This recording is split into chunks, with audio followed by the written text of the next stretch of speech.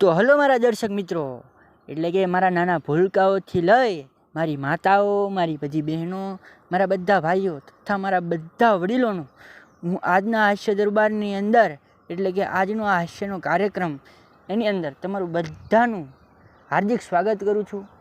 અને આજના આ વિડીયોની અંદર તમે યુટ્યુબના માધ્યમથી પધાર્યા છો અમારી ચેનલ ઉપર, તો આજના આ વિડીયોને લાઈક કરી, ચેનલને સબસ્ક્રાઈબ કરી અને અમુક એવા માણસોને શેર કરજો કે અત્યારે મકાનના, ગાડીના, મંદીમાં હપ્તા ચૂકી ગયા, એટલે કે એ થોડા તમારી જેમ હસી લે.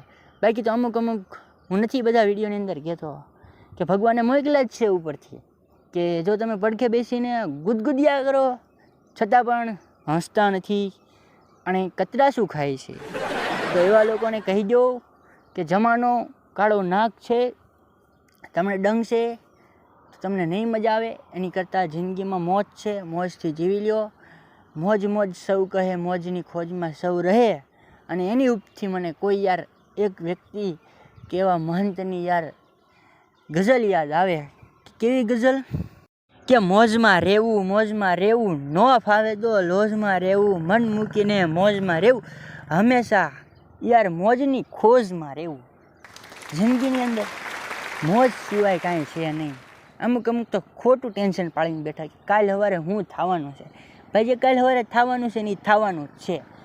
જેમ કે એકવાર યમરાજ પાડો લઈ અને તમારો જીવ લેવા આવવાના છે, એ આવવાના જ છે. હવે કોઈ અમર થયું નથી ને અમર થવાનું નથી, એટલે ખોટું યાર જે એ સત્ય છે એને તમારી છે ને યાર અંદર છુપાવી મત રાખો, તેને બહાર કાઢો યાર. બાકી તો હમણાં અમુક એવા સત્ય બહાર આવે છે ને કે હવે અંતરની પીડાયું દેખાતી નથી. હા, બેનુંનું સત્ય જોવું છે.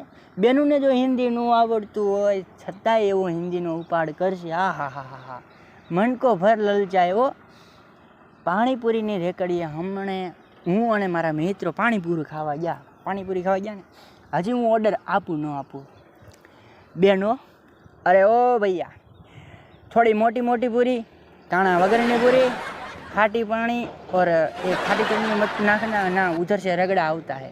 हाँ, बाखा वाली करके देना हरखी, ये मोटे में जाती है तो डायरेक्ट पिछड़ी मारती.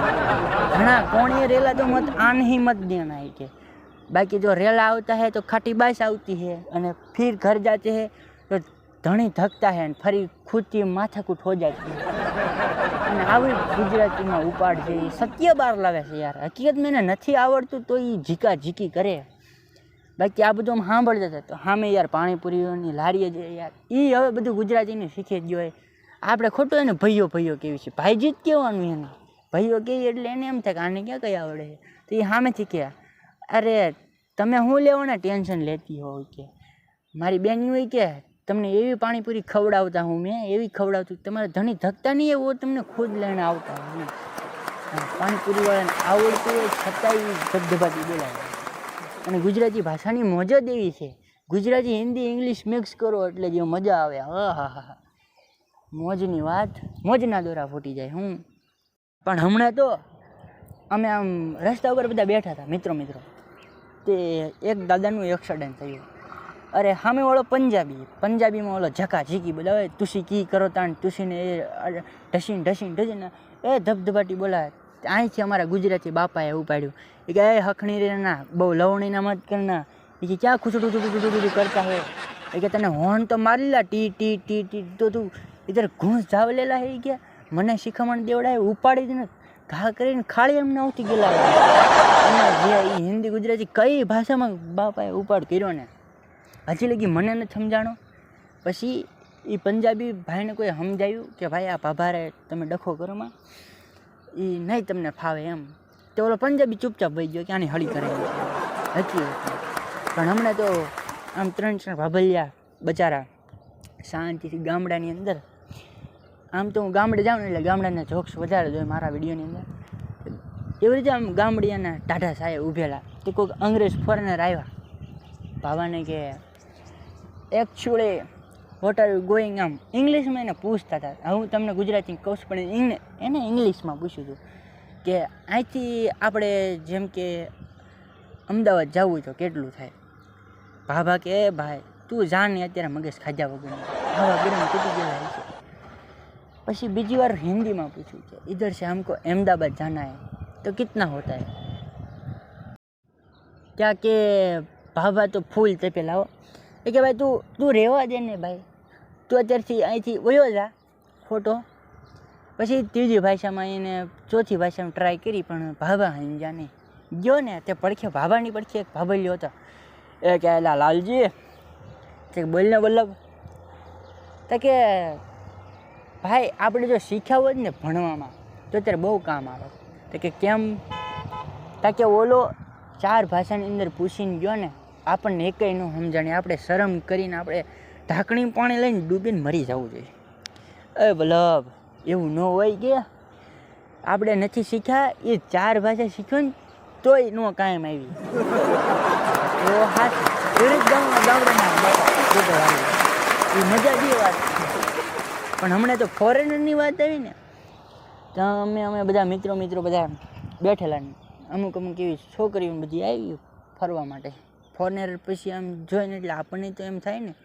અને આમ તો મૂળ તો હું સિટીમાં જ રહું, પણ ક્યારેક ગામડામાં દાદા દાદી હોય તો અહીંયા મને રહેવાની મજા આવે. તો રોકાવા વયો જાય ત્યાં બધા મિત્રો હોય. અમે બધા અહીંયા ગામડાના જે મિત્રો છે ને બધા મળવા વિતરા એની હળી કિરે સિવાય ગમે હોય ને બધાને ઉપાડી લે. તે ફોરેનર બધા હતા ને એમાં છોકરીને બધા હતા. છોકરી ફરવા આવી તો પૂછ્યું એ કે ચાલો ને કે અમને ગામડાનું બધું ફરવાનું દેખાડો કે અમારે જોવું છે. મેં કીધું ફોરેનરની છોકરી આની હારે ફરવાનો મોકો કીધી મળે, અમને આવી મજા.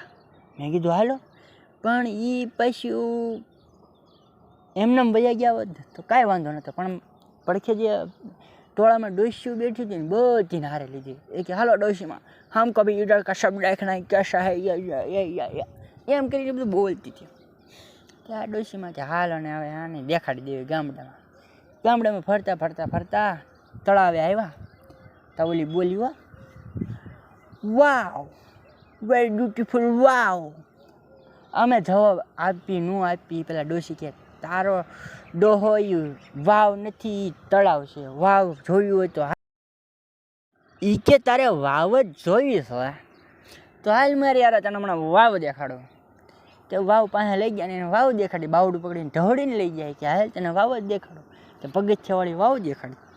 પછી અમે કાંઈ હમણાં લમણા ન લીધા. મેં કીધું આ ડોશીમાને જો કાંઈક કહેશું ને તો હમણાં અમારી આબરૂના કાંકરા કરશે.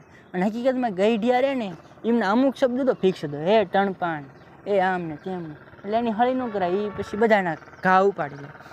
આ એવી થાય ફોનેરામાં.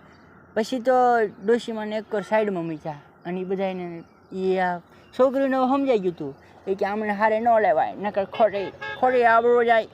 હા, ખોટી આબરૂ સડી જાય કે. તો પછી અમે છોકરાની છોકરીઓ એ બધા હારવાર ગયા. તે પછી એની તળાવે ફરતે આવ્યા ને પાછું બધું ફરીને તળાવ પાછા આવી ગયા અમે બધે. તે કે વાવ, પાછી વાવ બોલી. પછી આ ફેરથી આજુબાજુ જોઈ લીધું પહેલાં કે ડોશીમાં હેર નહીં ને એમ પહેલાં એને આજુબાજુ જોયું કે ડોશીમાં નથી કે વાવ વેરી બ્યુટીફુલ. પછી અમારે સામું જોઈને કે નાઇસ. તો મારા મિત્રોને ઇંગ્લિશ ન આવડે અને મને થોડું ફાવે પણ મારા મિત્રોને હાવ ન ફાવે, ગામડામાં ભણેલા. નાઇસ છોકરીઓ બોલ્યો. તમારા મિત્રો કે હા તમારી સાથે કેદી આવવાનો મોકો મળે, મારો કૂદકો. તે પછી મેં મારા મિત્રોને સમજાવ્યું. મેં કીધું નાઇસ એટલે એમ કે છે સારું છે, બહુ જોરદાર છે, એવી રીતે કહે છે. નાવાનું નથી કહેતી, થોડાક માપમાં રહ્યો. તાકે અમને તો એમ કે અમને નાવાનું કહે છે, આની હારે વળી કેદી નાવાનું મોકલે, તું નાઈશ તો હું નાઈશ. પણ હવે યાર જો આ ઇંગ્લિશની વાત આવી ને એટલે મને યાર ઓલી વાત યાદ આવે કે હમણાં પ્લેનની અંદર લોકો સફર કરતા હતા ને એમાં ગામડીઓ ચડી ગયો ને તો ઓલી સ્વિચ દબાવે ને તો ઓલી એર હોસ્ટ આવે ને, હું એનું નામ કહેવાય એર હોસ્ટર. હા, એ આવે ઘડીએ દબાવે ને ઘડીએ આવે શરબત લઈને. તે એમાં થયું એવું કે ગામડાના બાપાએ હે ને પાણી મંગાવ્યું.